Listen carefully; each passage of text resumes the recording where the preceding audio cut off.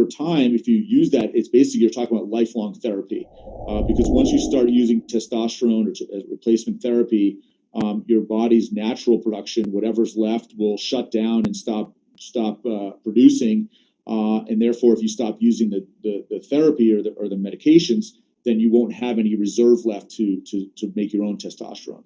So it is a lifelong decision if you decide to go on testosterone, not for just a short course trial for 3 or 4 months, but if you've been on it for 2, 3, 4 years, you're looking at probably something that's not recoverable, or definitively not recoverable if you stop using it.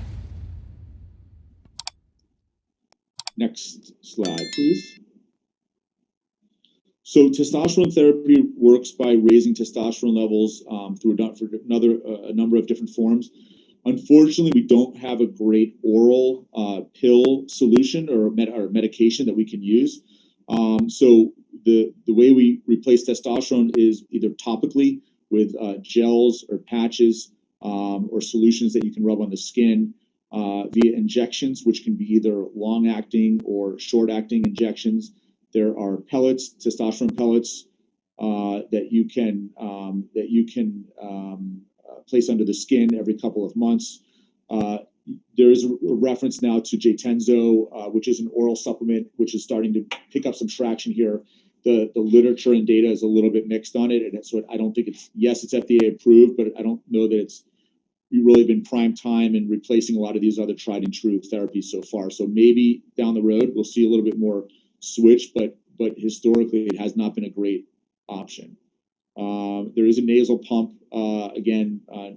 but is often uncomfortable for patients to inject in their nose. So really, testosterone replacement is and the key here is recommended for those that have extremely low testosterone levels. Not all primary care doctors are going to be experts in testosterone, although some may. But I think if you really want to get into the sort of the detail and around your own testosterone, and certainly, at a broader level, your own hormonal axis, that's best handled by an endocrinologist, would be one of the specialties, or specifically in the case of testosterone, if not an endocrinologist, then a urologist, but a urologist who has focus, interest, and expertise in testosterone and in male sexual health. So, but I think in either of those avenues, you'd be getting a pretty detailed knowledge base. But certainly an endocrinologist, this is going to be right in their wheelhouse. So let's kind of go on to the next set of slides. So, questions about what can you do to stay on top of your hormones? Not to be too redundant, but very quickly, Greg mentioned a lot of this. Look for those signs of imbalance. Eat as balanced a diet as one can. Try to get as much sleep as you can. Manage your stress. I mean, if all of this was easy, we'd all do it. People always say sleep more and stop being so stressed out, and it just stresses me out to think about all that. You can certainly take an active role in reducing your alcohol intake. So that is something that I think can be managed and handled, and try to get regular exercise.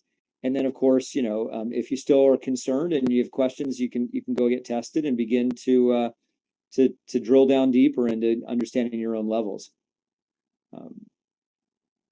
And so, at Let's Get Checked, we offer, a whole range of different hormone testing. You can access it through the online portal or through the app.